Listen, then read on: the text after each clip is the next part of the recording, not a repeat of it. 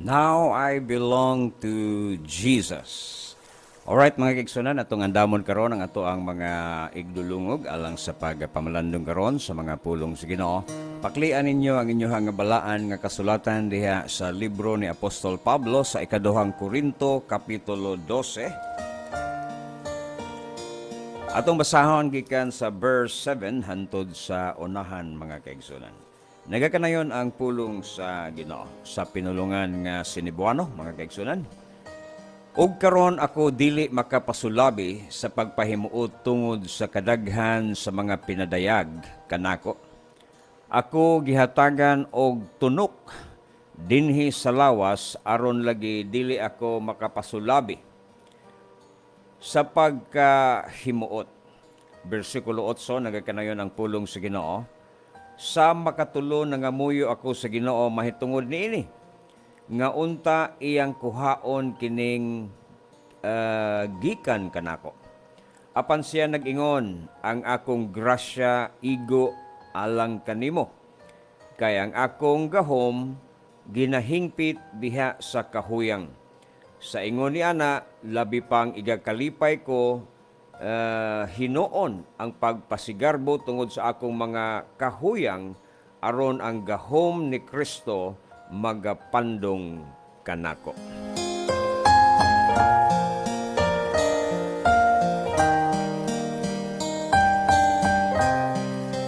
Matod pa sa balaan nga kasulatan, lest I should be exalted above measure through the abundance of the revelation, there was given to me a thorn in the flesh, the messenger of Satan to buffet me, lest I should be exalted above measure.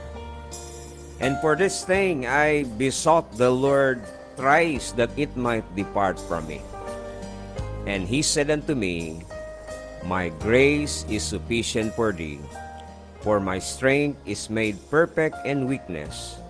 Most gladly therefore will I rather glory in my infirmities, that the power of Christ may rest upon me. May God bless upon the reading of His holy word.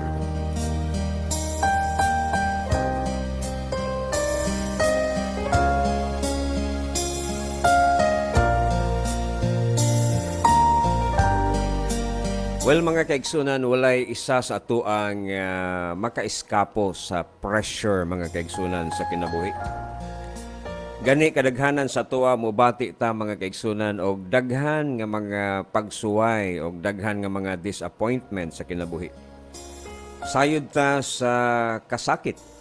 Kay bawtag unsay embarrassment, kay bawtag unsay la sa pagsalikway, siguro nakatesting mo nga gisalikway mo. Ug ang kaguol mga kaigsunan sa mga kapakiyasan. Well, puno ta ni ana mga kaigsunan. Walay isa nga mga Kristohanon nga immune mga kaigsunan nga makaeskapo siya o makalikay siya sa mga duot sa kinabuhi.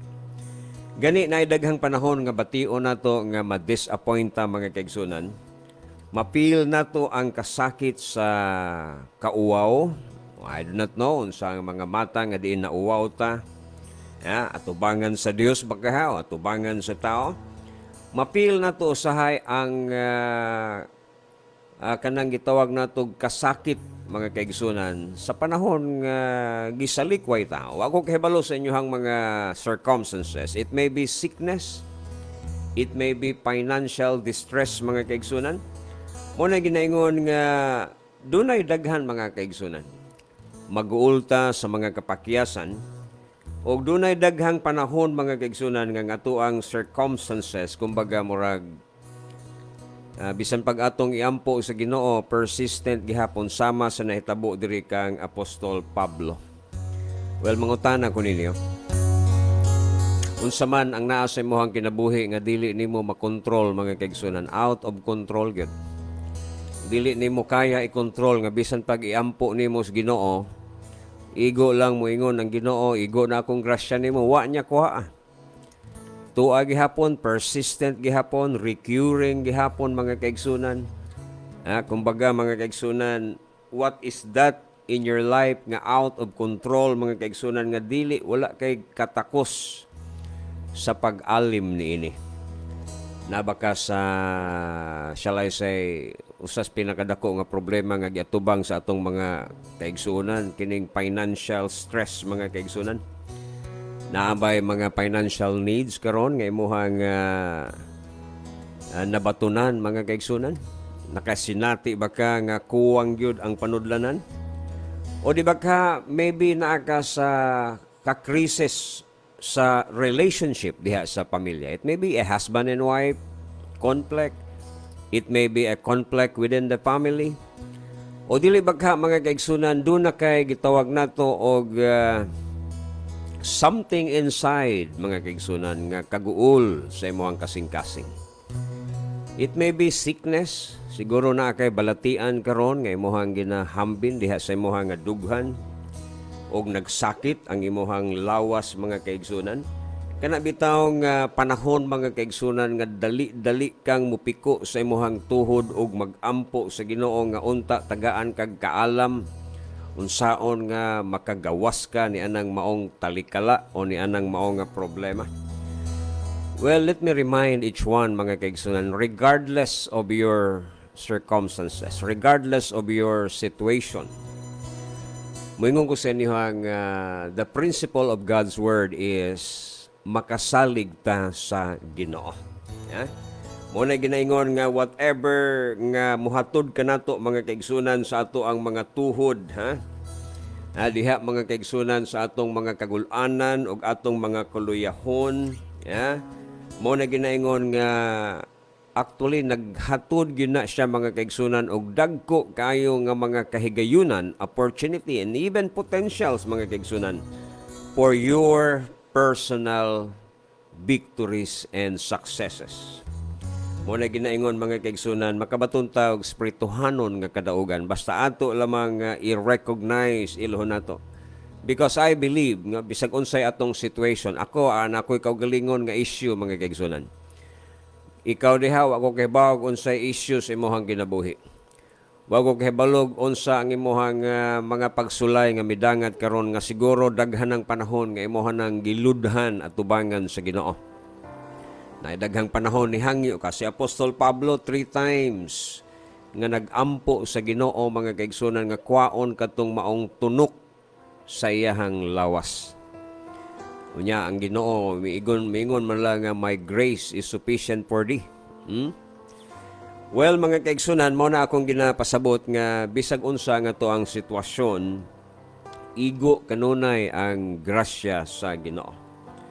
Bisan tuod si Apostol Pablo siguro makita nimo ang iyang mga accomplishment arang kadaghan sa mga accomplishment ni Apostol Pablo gani sa verse 7. Imuha nga makita mga kaigsunan sa verse 7, nagaingon diri ang pulong sa Ginoo, because of the surpassing greatness. Grabe no, daghang accomplishment si Apostol Pablo, daghang revelations nga gipadayag sa Ginoo diha kaniya, and because of that, for that reason mga kaigsunan, so dunay purpose. Dunay rason ngano nga nagtugot ang Ginoo ngadto kaniya nga mahitabo kini nga matod pa niya aron tipigan siya gikan sa pagtuboy o pagpataas sa iyang kaugalingon kay base niya og because of the many revelations nga iyahang nakita mga kaigsunan. Ako babase og matod pa ni Pablo base og magpahambog siya, base magpataas siya mga kaigsunan. Moto nga verse 7, there was given unto me a thorn in the flesh, tunok mga kaigsunan. Kumbaga ang ahintis kaaway, the messenger of Satan, nga maoy mi torment kang Apostol Pablo nga aron nga tipigan siya sa pagpataas sa iyahang kaugalingon. Tanawar gud ha. Kung imo lang yung sabton pag-ayo mga kaigsunan, kini daing atong mga kasakit, kining atong mga weaknesses. Sama kang Apostol Pablo, na ilan ni Pablo, na-realize niya mga kaigsunan that because of the many revelation that the Lord gave unto him, and so the messenger of Satan torment him, aron di ay nga tipigan siya, nga magpabilin siya, nga mapainobsanon mga kaigsunan. Abi nimo kining daghan na kitag accomplishment ba? kining daghan na kay tag mga butang nga nahimo usahay ang glory kuhaon man nato. Mao na si Apostle Paul mismo sa iyang kaugalingong kamot misuwat mga kaigsuonan nga matud pa niya for this reason, tungod niini nga rason, aron pagtipig kanako sa pagtuboy sa akong kaugalingon, dihay gihatag nga tunok diri sa akong lawas nga gatorment niya ang messenger sa kaaway mga kaigsunan nga maong iyawa mi sakit kaniya sa rason nga aron siya dili magpataas sa iyahang kaugalingon. Mao na mga kaigsunan nga in every situation sa atong kinabuhi, doon na gini siya mga rason mga kaigsunan. You've got to discover the reason. Ha? O iampo sa Ginoo nga tagaan kag kaalam mga kaigsunan that instead of kana bitawng murmuring tungod sa situation, mangayo kag tabang sa Ginoo og magampo ka nga, Lord, what are the lessons you want me to learn out of this experience? It is because most of the time mga kaigsunan, dili ginakuha mo bitong gihatag sa Ginoo ang maong pagsuway, mga kalisdanan mga kaigsunan. It is because the Lord has a purpose, and until we learn mga kaigsunan sa mga katuyuan, mo na ginaingon nga dili man siguro ni di kita mahawas ani hantod makatuna nato mga kaigsunan ang mga mensahe nga buot sa Ginoo nga ato ang makatunan mga kaigsunan. So mo na nga bisan tod si Apostol Paul daghan kay siyang accomplishment, pero gipili niya mga kaigsunan, no? Og iya hatang gisultihan ini nga kabuntagon mga kaigsunan nga ang yawi mga kaigsunan sa pag-experience sa victorious o malampuson nga kinabuhi mga kaigsunan, mao day ang pagdawat sa ato ang mga kaluyahon. Ang atong mga weaknesses, na magitay weaknesses, believe me. Siguro lahi ang imo kaysa uban, lahi ang ako kaysa pikas, pero matag usa nato mga kaigsunan, doon na gitawag nato og mga kaluyahon. Abi nimo nga no, ang yawi di ay mga kaigsunan, gisultihan ta ni Apostol Pablo, aron maka-experience ta og malampuson og madaugon nga kinabuhi, mo dining pag-angkon sa ato ang mga kaluyahon aron ang kusog ni Kristo, mo na ginaingon, so that the strength of Christ mga kaigsunan mabuhi dinhi kanato mga kaigsunan. Kumbaga pinaagi sa ato ang weakness, mamanay panahon nga mo na giningon nga, wa na ko'y mahimo, Lord, ako nang itugyan nimong tanan, and that would be the time mga kaigsunan nga ang Ginoo mutabang nato. Mo na ginaingon nga sa verse 9, ingon pa niya mas magpahambog pa ko, matud pa ni Pablo, mas magpahambog pa ko sa akong mga kaluyahon. Mas ako pang palabihon nga akong ipasundayag ang ako ang mga kaluyahon aron ang gahom ni Kristo Jesus magapuyo dinhi kanako. You read again verse 9. Tungod kay ang verse 9 mga kaigsunan nagaingon dinhi, my grace is sufficient for thee, my grace is sufficient for you.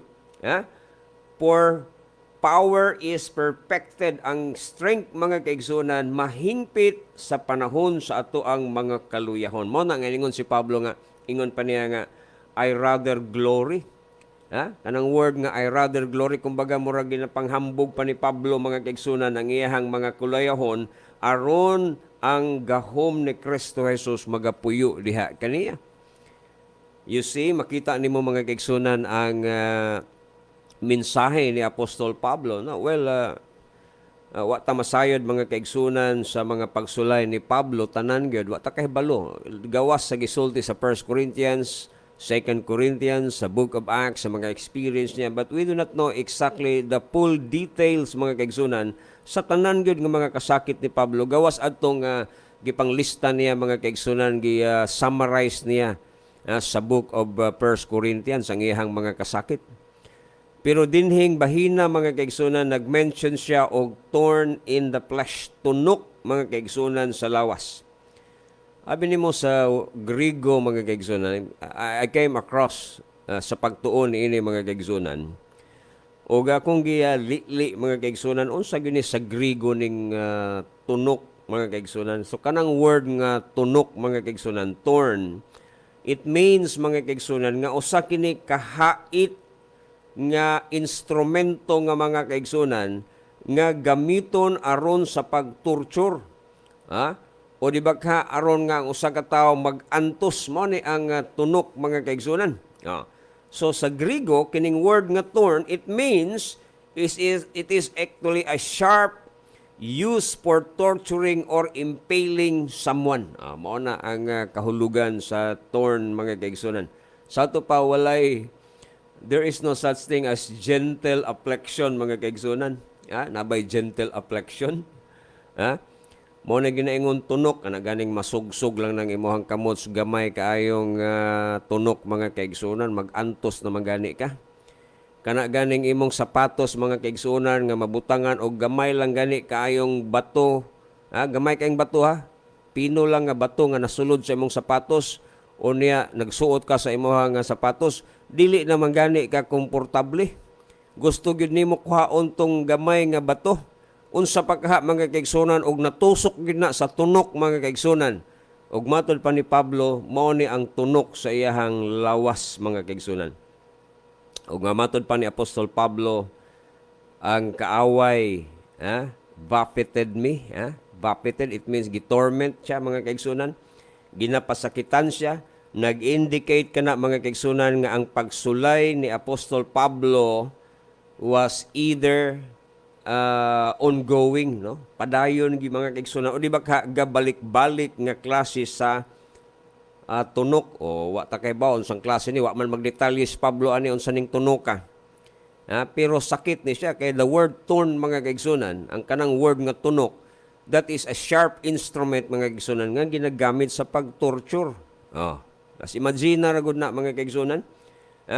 So naani, ongoing, balik-balik, siguro kung tawgon na ito balatian, balik-balik nga balatian, o gani ang atong igsuon nga si Apostol Pablo, kumbaga katulo siya ni hangi honest Ginoo, Lord, kuha ani. Because that is the first and urgent, shall I say, thing ato ang buhaton kung sakitan na ganita, kung daw na tayo mga kasakit, mga kaigsunan, muhangyo mong gidayon tas Ginoo, Lord, kuha ani, oy, perting sakita. Di ba? Muampo magyuntas Ginoo kana lang maglabad ang atong ulo, kana lang mura na tag mamatay sa kasakit mga kaigsunan, mo hangyo magyuntas Ginoo, dali nga paghangyo. Tungod sa mga kasakit mga kaigsunan nga ato ang gibati mga kaigsunan. Pero abi nimo nagi panahon mga kaigsunan nga bisag unsaon nimo barog mga kaigsunan, dili ka kalahutay sa atake og dili ka kagwanta ba sa pagbumbas kaaway nimo. Pirmi ka tirahan mga kaigsunan, pero ang Ginoo nag-assure ang atong Ginoong Hesukristo ngadto kang Apostol Pablo nga matod pa niya, my grace is sufficient for thee. Bisag unsa nga to ang circumstances mga kaigsunan, anything mga kaigsunan nga atong giatubang karon, it may be challenges nga di gid nimo malikayan. O di ba ka, mga challenges nga ikaw mismo mo ini-enter Pero moingon ko sa inyo whatever your situation, moingon ko sa inyo God's grace is sufficient for thee. Dili ka pasagdan sa Ginoo. I-lift up ka sa Ginoo, mo na ginaingon mga kaigsunan, tagaan ta sa Ginoo og kusog nga arang makabarog ta mga kaigsunan sa stress og sa atake sa yawa mga kaigsunan nining atong kinabuhi, og nasayod ta mga kaigsunan nga kana nga strength mga kaigsunan nga makapahimo sa pagpabarog kanato sa kalisdanan sa kinabuhi, ato lamang kining makaplagan sa usa lamang gayud ka source. Mao kana mga kaigsunan ang ato ang Ginoo. Okay? The eternal indwelling presence of God sa kinabuhi sa mga Kristohanon. Abi nimo kanang gidefine sa kalibutan nga kusgan mga kaigsunan or kusog. Wala ra na mga kaigsunan sa usa ka Kristohanon nga miangkon sa iyahang mga kulayahon nga gibalot sa kusog nga iyaha sa Ginoo. Mo na ginaingon, itandi man nimo mga kaigsunan, ang pinakakusgan, pinaka-powerful ni ini nga kalibutan, mas labaw paghihapon ang usa ka Kristohanon nga miangkon sa iyahang mga kaluyahon nga giputos mga kaigsunan sa gahom og kusog nga iyaha sa Ginoo. Di ba? My grace is sufficient for thee. Mo na nga kung atong dawaton ang ato ang mga kaluyahon mga kaigsunan ug ang kamatuoran nga dili tanang sitwasyon sa ato ang kinabuhi kaya nato i-handle, we have to accept the truth. Na daghang panahon nga out gyud sa ato ang control mga kaigsunan ang mga sitwasyon. Ha? Kumbaga bisag unsaon nimo ga atay-og mga kaigsunan di gyud ka katay-og. Bisag unsaon nimo ga ampo maorgod gihapon. Bisag unsaon nimo pangita og solusyon persistent gihapon. Mo na ginangon persistent trials. Unya kining sa case ni Apostol Pablo, torn gyud siya, tunok gyud siya. Ha? Recurring and also persistent mga kaigsunan, nga kumbaga mga kaigsunan, kumbaga nakapaluspad ni Apostol Pablo ba? Ha? Mo na ginaingon pero sa diha nga ang Ginoo miingon, my grace is sufficient for thee. Na revive mga kaigsunan ang kadasig ni Apostol Pablo, and you can read the next verses. Mabasa nimo sa sunod nga mga bersikulo sa verse 9 nga pag-ingon ni Apostol, pag-ingon sa atong Ginoo, my grace is sufficient for thee, kay my strength is made perfect in weakness. Tanawa ang next line. Tanawa ang resulta sa diha nga gidawat ni Apostol Pablo, most gladly therefore, ingon pa niya, I will rather glory, I will rather boast, kumbaga, about his weaknesses mga kaigsunan, so that the power of Christ may dwell upon Apostle Paul. Tanawa sa verse 10. Ingon siya, therefore, kontento na kayo si Apostol Pablo nga naa niya kining mga weaknesses, matud pa niya dinhi daghag mga insulto nga iyang nadawat, distresses, persecution, klase-klase nga mga difficulties tungod na sa Ginoo. Ug matud pa niya sa verse 10, sa panahon nga ako maluyahon, then I am strong. Mao ni atong mensahe. When weakness means strong. Sa panahon nga ang atong kaluyahon nagakahulugan og kusog mga kaigsunan. So mao na nga matud pa ni Apostol Pablo dinhi, na-realize niya, and I would like you also to realize, wa ko kahibalo mga kaigsunan sa imuhang mga trying moments karon, but when we accept our weaknesses and the fact mga kaigsunan nga dili nato ma-handle tanang situation sa ato ang kinabuhi, mo na ginaingon sa diha nga atong angkonon, atong mga kaluyahon, atong weakness, then God goes to work. Ang Ginoo mosulod siya aron sa pagtabang, pagtrabaho mga kaigsunan dinhi sa atong kinabuhi. Mupadala siya og encouragement. Mupadala ang atong Ginoo og sense of creativity. Ang Ginoo muhatag og kaalam, wisdom nga musulay ang Ginoo sa pagtabang kanato sa tanang mga paagi. God can send you many ways and avenues mga kaigsunan nga mulid sa imuha sa paglaom mga kaigsunan. Kumbaga sa uban nga grabe na gyud, God can lead you to a new start. Press start diha sa imuhang kinabuhi mga kaigsunan. Abi nimo walay circumstansya nga ato ang maagihan nga dili kaya sa grasya sa Ginoo. Mabita na nga pag-ingon sa atong Ginoo, my grace is sufficient for thee. God's grace is always greater than our sin. God's grace is always greater than our weaknesses. God's grace is always greater than our every circumstances. Ang grasya sa Ginoo, mabitaw na nga matud pa ni Apostol Pablo, ingon pa niya nga tungod na sa grasya sa Ginoo. Night time nga ingon si Apostol Pablo, I am what I am by the grace of God. So mao na pinaagi ra gyud sa grasya sa Ginoo mga kaigsunan. Mao na nga kung naa man ka karon sa trying times, siguro gikapoy ka na diha. Naanay mga uwat sa kagahapon mga kaigsunan nga nagpabilin sa mga kasinatian nimo, Siguro na ay mga daghang panahon nga nahadlok ka mga kaigsunan nga ma-expose ang imuhang kaluyahon. Siguro nahadlok ka nga kataw-an ka mga kaigsunan. Siguro ako kay balo unsa na nga tunok sa imuhang kinabuhi nga kung ma-expose na siya mga kaigsunan, mo na pinaka pinakalawom nimo nga kahadlok nga siguro imong nasinati. Well, mo ingon ko sa inyo, let it go. Itugya na sa Ginoo tanan. Casting all your cares upon Him because God cares. Release tanan mga kaigsunan, itugya na sa Ginoo, tanan nimo nga mga kahadlok diha sa Dios. Diha sa kang Kristo Jesus nga kansa nahigugma kanimo. Walay butang mga kaigsunan nga dili niya tagdon kanimo. If your problem is sin, ang Ginoo namatay na sa cross, gibayaran na niya. If your problems, mga kaigsunan, is both physical, mental, psychological, emotional, and spiritual, ang Ginoo na ay sulbad anak tanan. He has a solution, mga kaigsunan. So kung ang imuhang problema, gikapoy na kagmaayo, si Kristo man ingon, mapun siya dool mo tanan nako diri. Kamong gikapoy diha o gibugatan kay papahulayon ko kamo. So release, i-release tanan ang imong kahadlok ngadto sa Ginoo nga nahigugma kanimo. Og tuguti ang Ginoo nga muhatag kanimo sa kusog. Wala nay makakumpara mga kaigsunan sa kagawasan nga nagpaabot kaniya, nga nagpaabot mga kaigsunan diha sa kabubuton o galaraw sa Ginoo. In the loving arms of our Lord mga kaigsunan, makabaton jud ka og katagbawan. Ako maingon nga mahubsan ta, mawad-an ta kay kining thorn in the flesh ni Apostol Pablo. Wa man ni gikuha sa Ginoo, nagpadayon man ni. Pero ingon pa ni Pablo, I rather glory in my infirmities.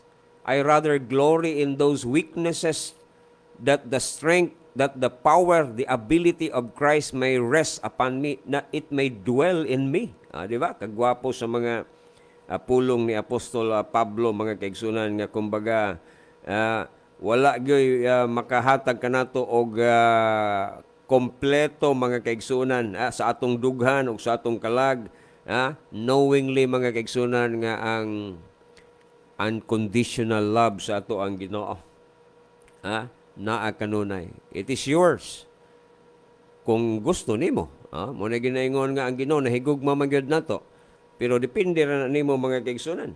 Maimuha na karon kung imuhang pilion, di ba?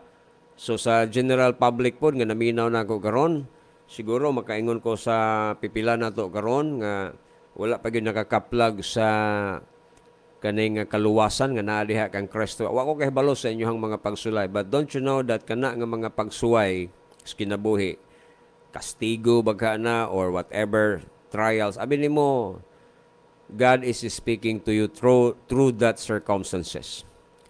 Siguro kana nga balatian, nakigstorya na ang Ginoo nga dapat mo duol na kaniya. Siguro kana nga sitwasyon, dapat hinuktukan na nimo nga ang Ginoo nakigstorya na nimo nga mo duol kaniya.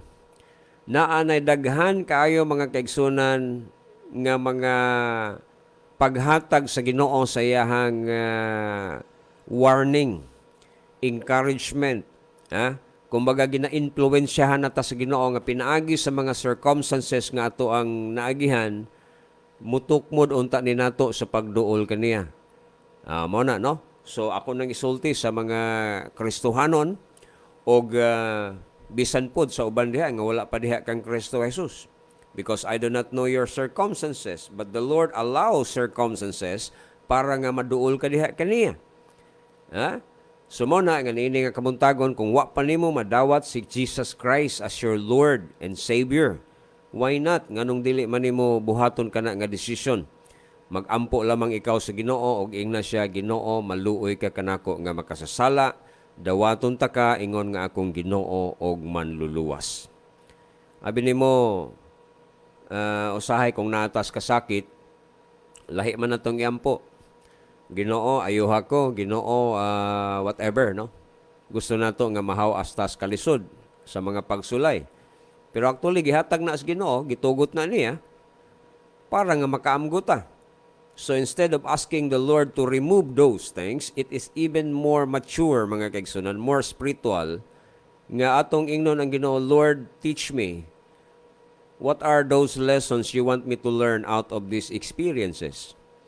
Tudluy daw ko Ginoo, kay hangtod nga dili nato makatunan ang mga katuyuan sa mga pagsuway nga midangat sa ato ang kinabuhi, Magbalik-balik na mga kaigsunan. So mao na nga siguro na ay mensahe ang Ginoo kanimo sa tanan karon nga nagaantos. Sa tanan karon nga dunay problema. Sa tanan nga naay mga tunok sa lawas. It may be sickness, it may be whatever, mga kaigsunan. God has a message for us. Pero sa tanan nga naa diha, nangalagad sa Ginoo, sumala sa atong text nga atong gibasa karon, the Lord allows certain things para magpabilin ta nga magsalig dependent kanunay diha kaniya. Alright? So sa tanan nga mga Christians out there, manghinaot ko nga nakahatag na pud ta og gamay nga mga encouragement alang sa matag usa padayon sa pag-alagad sa Ginoo. Like Apostle Paul, yeah? Padayon siya nga nag-alagad sa Ginoo even though naa siya mga weaknesses, na siya torn in the flesh, doon na siya daghang nga persecutions, there are a lot of difficulties, pero ingon pa ni Paul, I rather glory in those that the power of Christ may rest upon me. Diha man nimo gud mahatagan og glory ang Ginoo kay sa panahon bitaw nga dili na gud nimo kaya, pero nahimo nimo dili na tungod nimo kundi tungod na sa grasya sa Ginoo. Di ba? So hopefully naamoy nakuha nga mga pagtulunan niini nga kabuntagon. Let us pray mga kaigsunan.